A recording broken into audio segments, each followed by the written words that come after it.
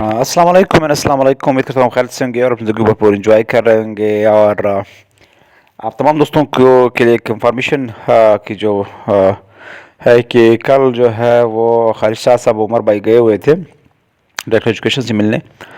तो उन्होंने कहा कि डायरेक्टर एजुकेशन से उनकी बात हुई उसके हवाले से, पोस्टों के हवाले से। ख़ासतौर पर अहम बात जो बहुत कैंडिडेट्स पूछ रहे हैं कि पोस्टें जो है एसबीके की जो पोस्टें हैं वो कॉन्ट्रैक्ट बेस होंगी या परमानेंट होंगी। तो इस हवाले से उन्होंने कल सेक्रेटरी एजुकेशन से बात की है, डायरेक्टर एजुकेशन से। तो उन्होंने कहा है कि ये जो पोस्टें हैं वो बिल्कुल परमानेंट बेसिस पे होंगी और ऑर्डर जो है वो बिल्कुल परमानेंट बेसिस पे जो है वो मिलेंगे और ये 2019 की पॉलिसी के मुताबिक जो है वो होंगे।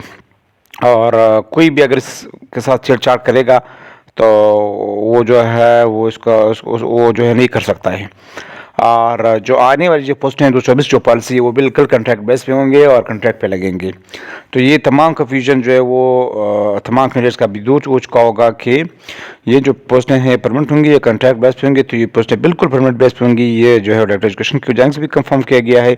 और ओवरऑल जो अभी नई पोस्टें अनाउंस हुई तो उसके बाद एग्जैक्टली कंफर्म हो गया है कि ये पोस्टें जो है वो परमानेंट पे होंगी और जो अभी जो रिसेंटली अनाउंस हो रही है मुख्तलिफ डिस्ट्रिक्ट की वो हो चुकी है, वो कॉन्ट्रैक्ट बेस पे होंगी।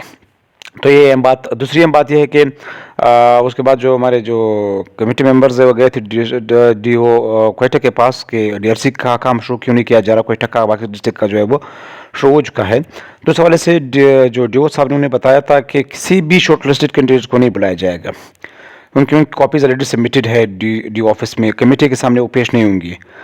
सिर्फ उन कैंडिडेट्स को जो बुलाया जाएगा जिन पे इतराज़ है या जिन्होंने इतराज़ किया है उनको सिर्फ बुलाया जाएगा। बाकी जो शॉर्ट लिस्टेड है उनका लिस्ट डायरेक्टली अप्रूवल के लिए जो सेक्रेटरी को जो है वो भिजवाया जाएगा। तो ये पहले भी मैंने बताया था कि डीआरसी क्वेटा की तकरीबन हो चुकी है। और एक और चीज़ आप बता दूं कि डीआरसी की जो टर्म्स एंड कंडीशंस है वेरिफिकेशन की वो 90 डेज यानी 3 महीने के अंदर वो अपना वेरिफिकेशन करेंगे। तो डीओ साहब ने उन्हें बताया था कि जो कैंडिडेट शॉर्ट लिस्टेड है, जिन कॉपीज़ हमारे साथ पड़ी हुई हैं, उनकी लिस्ट आगे फॉरवर्ड की जाएगी। जिन पर इतराज़ात है उनको भी अल करके लिस्ट उनके सब के एक साथ जो है आगे फॉरवर्ड की जाएगी। लेकिन बुलाया सब उनको जाएगा जिन्होंने इतराज़ किया या जिस पर इतराज़ है उनको जो है डॉक्यूमेंट्स उनके रिक्वायर जो है ना बुलाया जाएंगे दोनों को, ताकि उनका जो मसला है वो हल हो सके। बाकी जो शॉर्ट लिस्टेड है जिनके डॉक्यूमेंट्स वहाँ पे जमा है उनको डीआरसी के सामने पेश होने की जरूरत जो है वो नहीं है। बहरहाल वेरिफिकेशन का जो प्रोसेस है वो 90 डेज में होता है। वो आपके ऑर्डर्स मिलने के बाद फिर जो है वो लोग जो है वो कर सकते हैं और 90 दिन उनके पास होते हैं कि वो आपकी वेरिफिकेशन जो है डॉक्यूमेंट्स है उनकी वो कर ले।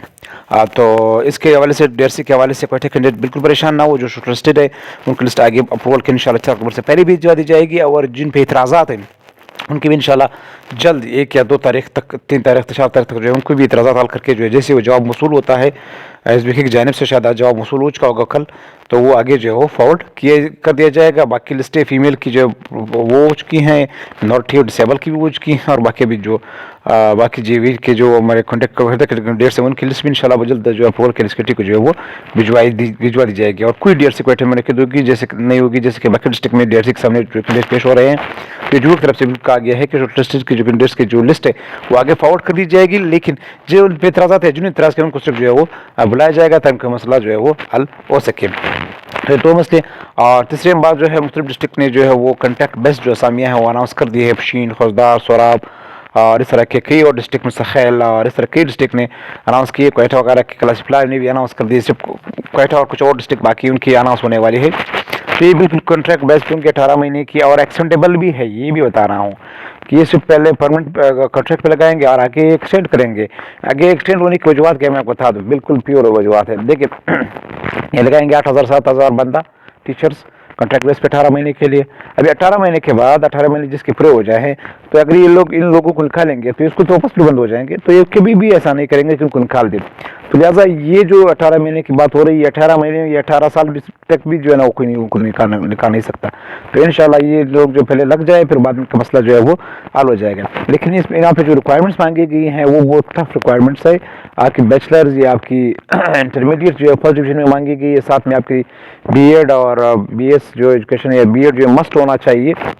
तो ये कंफ्यूजन है। अभी कुछ लोगों के पास बीएड फर्स्ट डिवीजन में मौजूद है लेकिन उनकी बीए या इंटर जो स्किल में है या जिनकी बीए या एफएससी फर्स्ट में है उनके पास बीएड फिर मौजूद नहीं है, या मौजूद भी है तो उनका स्किल में है। तो यहाँ पे थोड़ी सी नरमी होनी चाहिए। स्किल्ड कैंडिडेट्स को जो अलाउड होना चाहिए बैचलर्स और एफएससी वालों को जो है वो सेकंड डिवीज़न वालों को अलाउड होना चाहिए, लेकिन साथ में बीएड और जो पीटीसी है वो तो वो मस्ट है, क्योंकि अभी कंटेस्ट पूछ कि प्रोफेशनल नॉन प्रोफेशनल अप्लाई कर सकते हैं या नहीं कर सकते, तो नॉन प्रोफेशनल बिल्कुल अप्लाई नहीं कर सकते प्रोफेशनल के लिए, क्योंकि वहाँ पे जो है वो आपकी एकेडमिक क्वालिफिकेशन भी मांगी गई है, साथ साथ में प्रोफेशनल डिग्री भी मस्ट मांगी गई है।